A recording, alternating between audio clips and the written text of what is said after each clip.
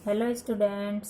बेटा आज हम अपनी कक्षा 7 की रीडर सुगंधा का चैप्टर फर्स्ट के बारे में जानेंगे। हमारा फर्स्ट चैप्टर है और भी दो पोयम है। इसके राइटर है रामावतार त्यागी। तो इस कविता में रामावतार त्यागी ने क्या कहा है बेटा? इस कविता के माध्यम से रामावतार त्यागी ने अपने देश के लिए आत्मसमर्पण की भावना को दर्शाया है। थोड़ा सा कवि परिचय जान लेते हैं। रामावतार त्यागी का जन्म 17 मार्च सन 1925 को उत्तर प्रदेश के मुरादाबाद जिले की संभल तहसील में हुआ। इन्होंने दिल्ली विश्वविद्यालय से स्नातक की शिक्षा प्राप्त की। हिंदी गीत को एक नई ऊंचाई देने वालों में इनका नाम अग्रणीय है। रामधारी सिंह दिनकर सहित बहुत से हिंदी साहित्यकारों ने इनके गीतों की बहुत ही सराहना की। 12 अप्रैल सन 1985 को इनका आकस्मिक निधन हो गया। आकस्मिक का अर्थ होता है अचानक से।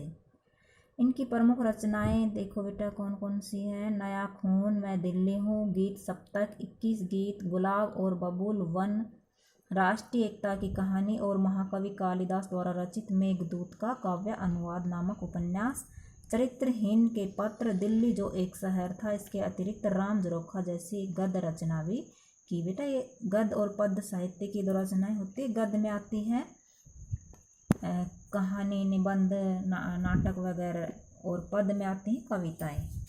कविता के बारे में जान लेते हैं। इस कविता के बारे में बेटा कवि ने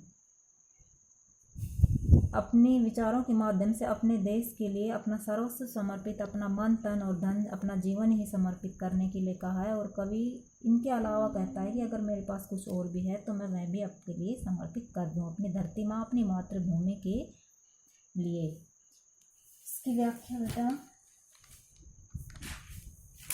देख लेते हैं। ये इसकी व्याख्या है, इसमें आप रीड कर लेना क्योंकि मैं रीड करूँगी तो बहुत टाइम लग जाएगा। मैंने वैसे असाइनमेंट दे दिए थे, ठीक है। ये इसकी पूरी व्याख्या है। शिक्षा बता देती हूँ कि इससे शिक्षा हमें मिलती है कि हमें हमेशा अपने देश की रक्षा के लिए तत्पर रहना चाहिए। हमें कभी भी ऐसा कार्य नहीं करना चाहिए जिससे हमारी मातृभूमि की मर्यादा को ठेस पहुँचे। हमें अपनी मातृभूमि के प्रति समर्पण की भावना रखनी चाहिए। इसके एक्सरसाइज अभ्यास कर लेते हैं। कवि क्या समर्पित करने को कह रहा है? तन, मन और जीवन तीनों समर्पित करने के लिए कह रहा था। यहाँ आएगा सब कुछ, सभी कुछ। कवि कमर पर क्या बांधने को कह रहा है? तलवार, बेल्ट, ढाल, फूल। तो कवि कमर पर ढाल बांधने को कह रहा है। कवि मस्तक पर क्या रगड़ने को कह रहा है? धरती की धूल, चंदन का तिलक, बाग के फूल, रोले का टिक्का। तो आएगा इसमें धरती की धूल। कवि किसके लिए सब कुछ समर्पित कर रहा है? पाठक, पड़ोसी, प्रधानमंत्री, देश। तो इसमें आएगा देश के लिए। आज सीधे हाथ में तलवार दे दो और बाएं हाथ में ध्वज को थमा दो। इसका आशय क्या है बेटा? दुश्मन पर विजय करना। उपयुक्त शब्द भरकर रिक्त स्थान की पूर्ति। जब भी थाल में अपना भाल सजा कर लाऊं तो स्वीकार कर लेना। देश के लिए खून की एक एक बूंद समर्पित है। कवि अपना सब कुछ समर्पित करने के बाद भी संतुष्ट नहीं है। कवि मोह का बंधन तोड़ रहा है। प्रश्नोत्तर हम जानेंगे। पहले व्याकरण बोध जान लेते हैं। जिन शब्दों से कुछ करने का बोध होता है उसे क्रिया कहते हैं बेटा। क्रिया किसे कहते हैं? किसी कार्य का करना या होना पाया जाए वो क्रिया कहलाती है ना। तो नीचे लिखी पंक्ति में क्रिया शब्द छांटने हम। थाल में लाऊं सजाकर भाल जब भी। तो लाना और सजाना ये क्या है? क्रिया शब्द है। मांझ दो तलवार को लाओ न देरी। तो देना और लाना ये क्या है? क्रिया। भाल पर मल दो, मलना, मल देना क्या है बेटा? एक क्रिया है। आज सीधे हाथ में तलवार दे दो, देना भी क्रिया है। और बाएं हाथ में ध्वज को थमा दो, तो थमाना भी क्या है? क्रिया है।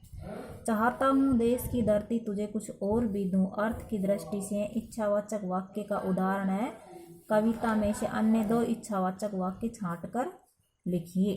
बेटा इच्छावाचक वाक्य जो होते हैं चाहने की इच्छा रखने वाले वाक्य है ना। जैसे चाहना, चाहता हूँ मैं चाहता हूँ ये काम हो जाए, तो इस तरह से गान अर्पित, प्राण अर्पित, रक्त का कण कण समर्पित, या कोई भी और भी पंक्ति उठा के हम बोल सकते हैं। जैसे तोड़ता हूँ मोह का बंधन क्षमा दो, गाँव मेरे घर द्वार मेरे आंगन मुझे क्षमा दो। इस तरह से बेटे सारे पूरी पोएम जो है वो एक इच्छावाचक के रूप में यहाँ लिखी गई है। तो कोई भी दो पंक्तियाँ उठाकर यहाँ लिख सकते हो।